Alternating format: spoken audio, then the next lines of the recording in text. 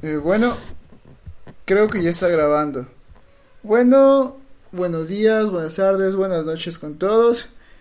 Este es mi primer intento de hacer un podcast. Ojalá que salga lo mejor que pueda salir un primer intento. Eh, bueno, no tengo ni idea de cómo empezar, pero aprende intentando, ¿no?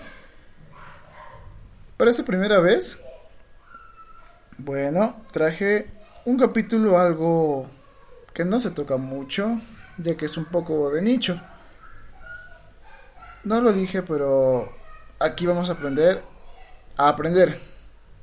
Vamos a aprender temas sobre psicopedagogía, sobre inclusión. Y lo voy a intentar hacer con un poquito de, no sé, meterle cultura pop, cultura geek. Como ejemplos que se los puedan entender mejor. ¿Ok? Para que así la charla sea un poco más amena, que sea más divertida. Para este primer episodio, quiero que se imaginen en la escuela. Quiero que imaginen cómo se vuelven fantasmas. ¿Ok? Síganme la corriente. Y luego ustedes se dan cuenta de que no los pueden ver. Que nadie los toma en cuenta. Pero a sus compañeros tampoco los toman en cuenta porque ellos también se volvieron fantasmas. Y luego entran en razón. Y cuando yo hice este pequeño experimento, como que me di cuenta de que eso sería como vernos a todos como masas despersonalizadas. ¿A qué me refiero con esto? De que todos somos iguales, no hay diferencia, como que todo lo volvimos tan a la ligera, tan igual, que es hasta aburrido la monotonía. Bueno, eso es feo, ¿no es cierto? La verdad es que no creo que nadie quiera ser comparado, pero tampoco creo que nadie quiera ser invisible para el resto. No nos gusta que nos traten igual al resto, y eso es una cuestión ya un poco biológica, que tal vez veremos en otro episodio. Y bueno, todos somos distintos, pero también iguales hasta cierto sentido. Por eso es que quiero que hoy veamos sobre la diversidad. La diversidad en distintos espacios, sobre todo en los contextos educativos y en los digitales, que son los que hoy en día más abundan. Bueno, todo eso de lo que les hablé anteriormente viene a tratar la pedagogía diferencial, intentando ver no a todos por iguales, sino que buscando ver a todos como personas que buscan distintas cosas.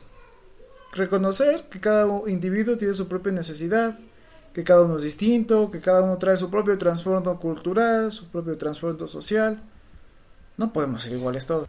Hoy explicaremos lo que es la pedagogía diferencial y cómo podemos transformar la educación para hacerla de una forma más equitativa, teniendo en cuenta todas las diferencias. Bueno, comencemos analizando las dimensiones de la variabilidad humana. Desde el modelo del Master Learning de Bloom. De aquí vamos a hablar en un momento. Pero antes de eso, intentemos definir un poco de qué es la pedagogía diferencial. Pedagogía ya entendemos, ¿no es cierto? Que quiere decir métodos de enseñanza, tareas materiales, las distintas formas, modelos que un docente, un psicopedagogo, un profesional en general tendrá de enseñar. Diferencial, que viene a ser como distinto, pero que se refiere a puntos que muchas veces se cree que no tienen nada que ver. Bueno, entonces la pedagogía diferencial, desde una perspectiva científica, busca estudiar el origen y la evolución de las distintas formas humanas, de sus distintos contextos, ya sea social, económico, cultural, pero buscamos darle un significado educativo. Dentro de este tipo de pedagogía podemos definir ciertas variables, como la interindividual, la intergrupal y la interindividual. Estas variabilidades hacen referencia a cómo una persona se siente en distintos contextos. La interindividual se refiere a cómo se sentirá la persona entre distintos sujetos. La intergrupal sobre cómo se sentirá esa persona misma tienen con los otros grupos. Y esta tercera, intraindividual, que es algo curioso de ver. Es muy interesante, porque es como nosotros vemos nuestros propios cambios a través del tiempo y nos diferenciamos de cómo fuimos hoy, de cómo seremos mañana, y es la forma en la que nosotros tenemos como poder medirnos nuestras capacidades, cómo van avanzando. Es muy interesante el tema de la variabilidad intraindividual. Así entonces buscamos que estas diferencias que encontramos entre personas, entre nosotros mismos o entre grupos, no se conviertan en deficiencias, sino ver una forma de incluirlas y tomarlas en cuenta al momento de la enseñanza.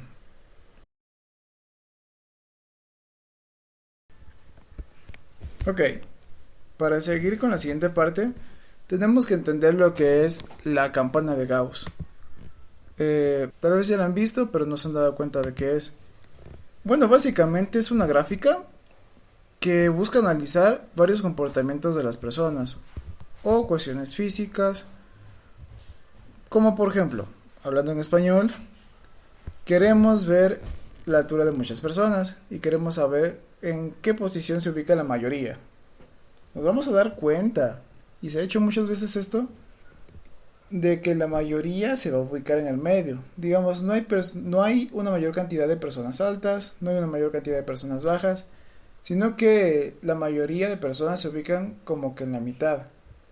De hecho, teniendo en cuenta los promedios de altura en Ecuador en hombres, se tiene que es 1,64 y por ahí va a estar la mayoría de personas. Y van a ser raros los casos que sean unos 10 centímetros más bajo o unos 10 centímetros más alto. Son como que casos excepcionales. Y eso mismo pasa en muchas otras variables, como por ejemplo en la educación, que la mayoría de estudiantes va a estar por la mitad de las notas. Digamos, ni muy buenas notas ni muy bajas notas. Raros van a ser los casos en los que la mayoría tengan buenas notas o en los que la mayoría estén por debajo de lo que se necesita para pasar de año. Y así ustedes pueden ver con muchas otras variables. Pero lo interesante viene cuando un viejito que le encanta la psicología y el estudio de la humanidad, llamado Benjamin Bloom, en el año 76, tengan en cuenta esto, viene a decirnos que los resultados académicos solo se distribuyen como la forma de la campana de Gauss si a todos se les da el mismo tiempo de enseñanza y el mismo tiempo de aprendizaje. Si nos centramos solamente en esta parte que nos dice Bloom, podemos darnos cuenta de que nuestro modelo educativo, y bueno, el de la mayoría del mundo, es un aprendizaje general, hecho para masas, que no tiene nada de específico, nada para ciertos grupos, no va personalizado. ¿Se imagina si el aprendizaje fuera personalizado? Hubiera mucho más enganche en las escuelas, hubiera mucha más atención porque serían temas que a las personas les guste, que pudieran entenderlos. Así pasamos a nuestro nuevo término, que sería la educación adaptativa y en parte la mediación. Así que podemos ir diciendo que, según Bloom, la capacidad de aprendizaje no es una cifra estática, sino que depende mucho de la interacción entre la aptitud del alumno y el tratamiento que le dé la escuela. De esta forma, la educación adaptativa va a proponer un ajuste dinámico mediante dos niveles, la macroadaptación y la microadaptación. La macroadaptación serían las decisiones que vamos a tomar como maestros antes de ponerlos en clases. Los vamos a ubicar en el currículo, vamos a poner en nuestras planificaciones, vamos a tener todo listo, un escenario ya preplanteado, teniendo en cuenta las individualidades de cada persona. Y las microadaptaciones, que serían ajustes algo improvisados, que hace el docente y lo realiza en el aula según la demanda que aparezca justo en el aula mismo. ¿Por qué se lo hace de forma improvisada? Porque cada persona es distinta y porque cada persona va a reaccionar de forma distinta dentro del aula. Si se dan cuenta, estas tres ideas son muy potentes. Son ideas que nos pueden ayudar a redefinir nuestra propia educación, cómo queremos enseñar y cómo el resto puede aprender, cómo podemos cambiar en nuestro entorno, desde una forma pedagógica, una forma en la que podemos incluir de manera verdadera a las personas. Deberíamos abandonar las ideas de homogeneizar la educación y dejar de percibir las diferencias como algo malo, sino como una riqueza que nos sirve en verdad para que todos podamos aprender los unos de los otros. El éxito educativo dependería entonces de las adaptaciones que realicemos y de según las necesidades que presenten los estudiantes. Y así también la pedagogía diferencial nos ayudaría a conjugar los valores para asegurarnos que cada alumno reciba a tiempo los recursos que necesita para que florezca. Y también necesitaríamos practicar una educación intercultural sobre todo, porque de esa forma podemos promover la participación activa para construir un mundo más solidario y justo.